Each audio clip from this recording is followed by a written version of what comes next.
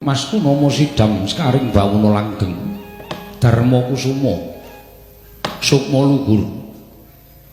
kita ing nganti kadang-kadang kita Pandhawa catur suwanana ing ndarandir bawuna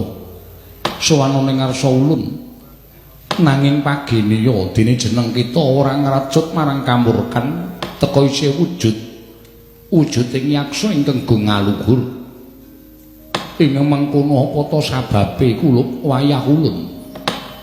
ya merga saka nggonku ora nrimakake sarta isih ana rasa nggonku kagul kogelan ing atase Jawata wis paring sabda paring sasmita yen dina samengko anyaketi marang kamukswaning para Pandhawa nanging sabab apa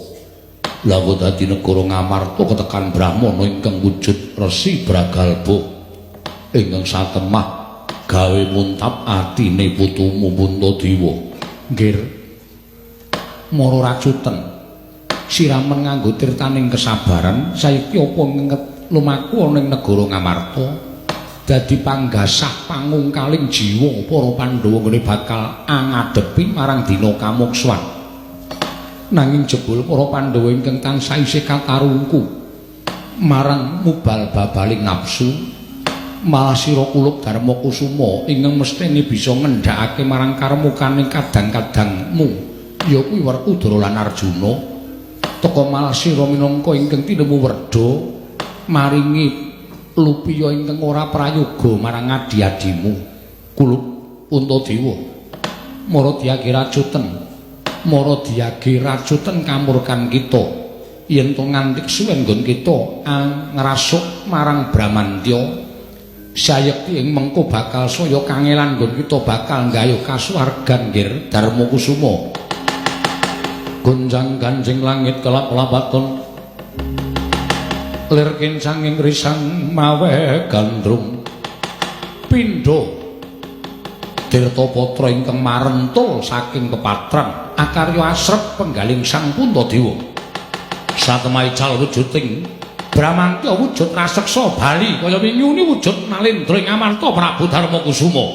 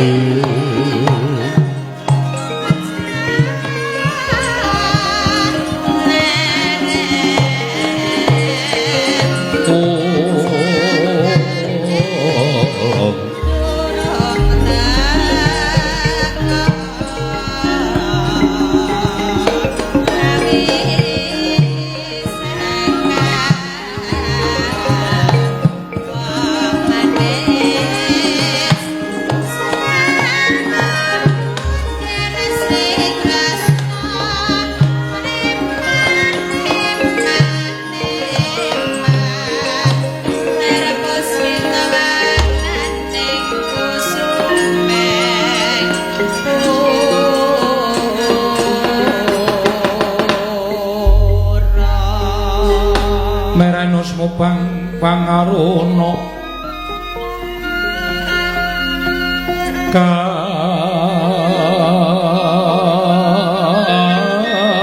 kadinetraning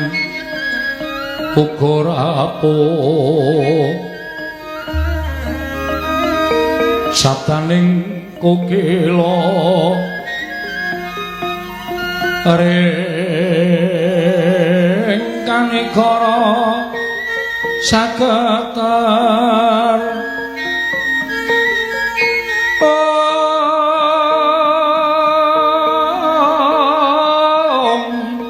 kene dongane engkung ler wuwu sing kene panca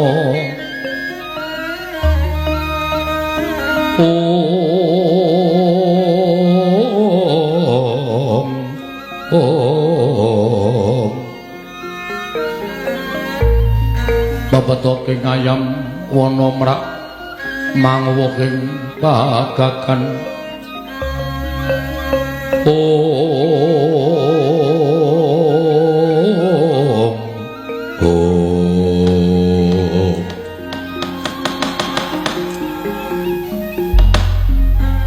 Mastu Nomo Sidam Sekaring Bawana Langgeng Puntadewa wonten timbalaning ngadawu ukulun ulun ngerti apa kang dadi sedya kita dene kita sowan ning kayewangan ngundarandir bawana sayekti amung kepengin angrantu kelawan dawuh timbalan ulun nggone para Pandhawa nyaketi kelawan dina kamuksuhan inggih pukulun mugi kepareng ngambah barokna dhateng wayahipun Darma Kusuma kedah kados pundi lampah ingkang kedah kula tindakaken punta sakadang namung sendika ndederek punta wonten timbalan apa ingkang Gusti nampa lumantar sasmita impen ingkang nalika semana kita lakoni jroning kita mahasing asamun nyumurupi kelawan kadang-kadang kita papat cacahe ingkang nalika jroning pasumpenan pinethuk kreta ingkang mawa cahya tinarik kuda cacah 100 nalika semana kita ing pribadi ora nitih jroning kreta tumuli kadangmu papat mumbul ngawiyat ilang saka ing paninggal sayekti kabeh mau wis pinangka dadi pratandha ulun jarwani yonggir apa to sababe dene mengkono sasmita ingkang tinampa dening wayah ulun Puntadewa sayekti ngertiya kabeh mau mbora bakal geseh sarta mboya bakal luput kelawan ingkang winastan pustaka jamus nyang jimat kelima sada mangertiya sayekti ora sadengah nalindra ingkang kuat sarta sembodo angrasuk pustaka jamus kelima sada minangka pusaka kejaba amung nalindra ngamarta yaiku Puntadewa jeneng kita sabab kondhang kaluka sarta wis piresti dening panguwasaning para Jawata amung nalindra ingkang aludira seta siji ingkang gumlaroning jagat amung jeneng para kulup Darma Kusuma jumbuh lawan wujuding pustaka jamus kelima sada ingkang sanyata amung wujud druwang putih ingkang tanpa cacat iku mau jumbuh lawan ludira kita mekaten pukulun wondene kewajiban kita kudu bisa nyurasa surasaning tulis ingkang mapan jroning pustaka jamus kelima sada kita ingkang darbi kewajiban bisa ambabar tulis ingkang mapan ana ing telenging pustaka jamus kelima sada mula ora jeneng mokal lamun sejatine kasuwargan kita kelawan kadang kita papat kuwi adoh parane lan adoh puruke Puntadewa nyatlanganing kalangguan aglar pandan moncar tinolir kekonang surum sorotetan padang kasor lan pajaring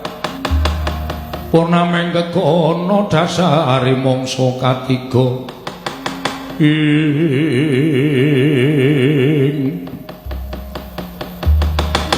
Mugi kepareng wami terang pukulun kados menapa lan menapa to sababipun dene paduka paring dawuh mekaten. Kuntadewa, aja kaget namun saknyatane kita isih kudu ngliwati pirang-pirang jaman supaya kita bisa ambabar surasa ing mapan ning pustaka Jamus Nyang Jimat Lima Sada. Dene kadang kita ing wis menehi kamukten ingkang wis paring derajat pangkat lawan jeneng kita lan kamulyan lawan Puntadewa ya kuwi Werkudara Janaka Nekula Sedewa wis pinesti marang kodrating Wang Manun wis nyaketi marang dina kamukswane